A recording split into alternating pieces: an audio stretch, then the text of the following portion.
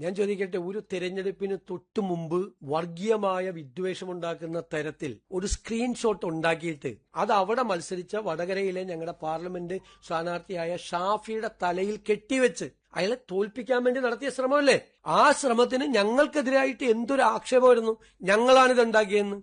ഞങ്ങൾ അന്ന് തന്നെ ഇത് പറഞ്ഞു. ഞങ്ങളല്ല. ഒരു പയ്യനെ കുറിച്ച് പരാതി പറഞ്ഞപ്പോ ആ പയ്യൻ അയാളുടെ ഫോൺ കൊണ്ടേ പോലീസിൽ ഹാജരാക്കി. ഞങ്ങളല്ല എന്ന് പറഞ്ഞു. ഇപ്പൊ അത് അന്വേഷിക്കണ്ടേ? അത് അന്വേഷിച്ച് എന്തൊരു കാപട്യമാണ് CPM അവിടെ നടത്തിയത്. തെരഞ്ഞെടുപ്പിന് മുമ്പ് വർഗീയമായ ഭിന്നിപ്പുണ്ടാക്കിയാൽ സംഘപരിവാർ ചെയ്യുന്ന അതേ പണി CPM ചെയ്തില്ല. അവിടെ സംഘപരിവാർ ഈ പരിപാടി ചെയ്യാറുണ്ട്. അതേ രീതിയിൽ CPM ഒരു മുസ്ലിം കാൻഡിഡേറ്റ് ആണ് ഇപ്പുറത്ത് നിൽക്കുന്നത്, കാഫിർ എന്ന് അപ്പുറത്ത് നിൽക്കുന്ന സ്ഥാനാർത്ഥിയെ അധിക്ഷേപിച്ചു എന്ന് പറഞ്ഞ് UDFനെതിരായും UDF സ്ഥാനാർത്ഥിയെയും തോൽപ്പിക്കുന്നതിന് വേണ്ടി നടത്തിയ വ്യാജ പ്രചരണത്തിന്റെ ആണിക്കല്ലാണ്. അത് പിടിക്കണ്ടേ? പിടിക്കാതിരിക്കാൻ പറ്റുമോ? ഈ കാഫിർ സ്ക്രീൻഷോട്ട് പുറത്തു വരണ്ടേ? കാപട്യമല്ലേ? മുഖം മൂടിയാണ് CPMന്റെ അഴിഞ്ഞു വീണത്. തെരഞ്ഞെടുപ്പ് കാലത്ത് ഇവർ എന്തെല്ലാം വൃത്തികേടുകൾ ചെയ്യുന്നു എന്നതിന്റെ മുഖം മൂടിയാണ് അഴിഞ്ഞു വീണത്.